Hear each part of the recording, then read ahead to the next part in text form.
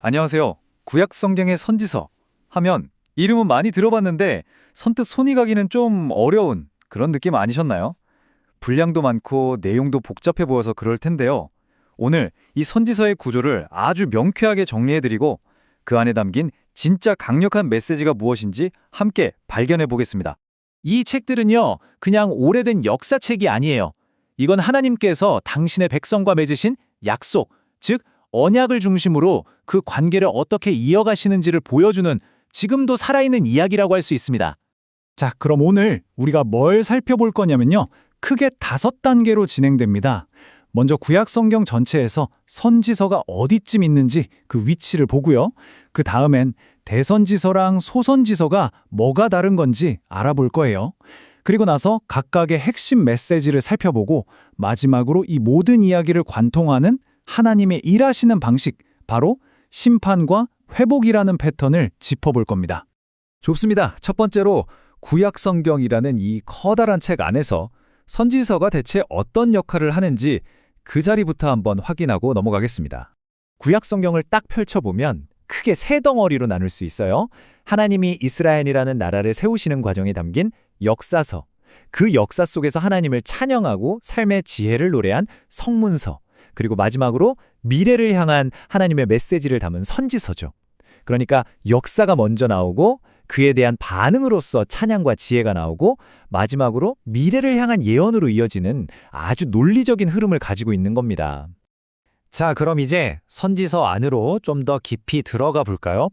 이 17권의 선지서는 크게 두 그룹, 대선지서와 소선지서로 나뉩니다. 여기서 진짜 중요한 게 뭐냐면요.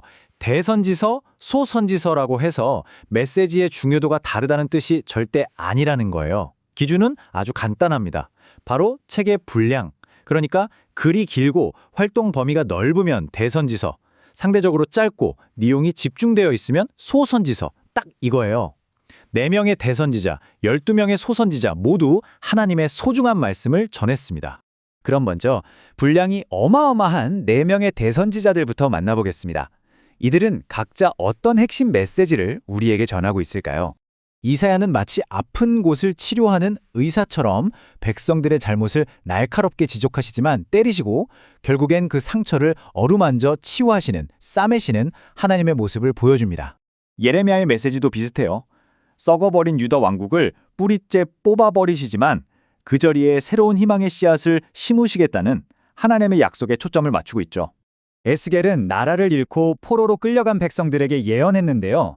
죄 때문에 백성들을 온 세상에 흩으셨지만 결국 다시 약속의 땅으로 따뜻하게 모으실 하나님을 선포했습니다. 다니엘서를 보면 세상의 강대국들이 등장하죠.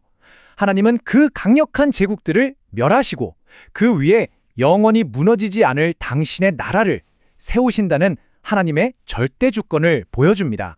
자, 이제 12명의 소선지자들 차례입니다. 책은 얇지만 이 메시지들을 모아놓고 보면요. 정말 놀랍게도 3가지의 큰 주제 아래 하나의 거대한 그림이 그려집니다. 소선지서는 이 3가지 핵심 주제를 중심으로 연결되어 있어요. 바로 이스라엘의 회복, 원수들에 대한 보복과 승리, 그리고 마지막으로 성전과 예배의 회복. 하나씩 차근차근 살펴보죠. 첫 번째 그룹은 회복에 대한 약속입니다. 흩어진 백성을 다시 모으고 무너진 왕국을 하나님이 다시 일으켜 세우시겠다는 희망의 메시지에 집중해요. 두 번째 그룹의 메시지는요. 단순히 돌아오는 것에서 그치는 게 아닙니다. 이스라엘을 괴롭혔던 원수들에게는 하나님의 정의로운 심판, 즉 보수가 임하고 이스라엘에게는 완전한 승리를 주시겠다는 약속이에요. 그리고 마지막 3번째 주제는 이 모든 회복의 중심이자 핵심입니다. 바로 하나님과의 관계를 바로 세우는 것, 즉 무너진 성전을 다시 짓고 형식적인 예배가 아닌 진짜 예배를 회복하는 이야기입니다. 자, 그럼 지금까지 본 대선지서와 소선지서의 이야기들을 모두 합쳐보면 뭔가 공통된 패턴이 보이지 않으세요? 바로 하나님께서 일하시는 방식, 그 핵심 원리가 드러납니다. 바로 이겁니다. 우리말에 병 주고 약 준다는 말이 있죠? 이게 딱 들어맞는 표현이에요. 하나님의 심판이나 징계가 그냥 벌 주고 끝! 이게 아니라는 겁니다. 오히려 그건 더 큰 회복과 치유로 나아가기 위한 과정이라는 거죠. 이걸 좀 더 정리해보면 바로 이 예언의 순환주기가 나타납니다. 보세요. 하나님이 먼저 약속, 즉 언약을 주세요. 그런데 백성들이 그 약속을 깨트리죠. 그럼 징계, 즉 심판이 따라옵니다. 하지만 여기서 끝나지 않고 하나님은 결국 자비로 그들을 다시 일으켜 세우고 회복시키세요. 이 패턴이 계속해서 반복되는 겁니다.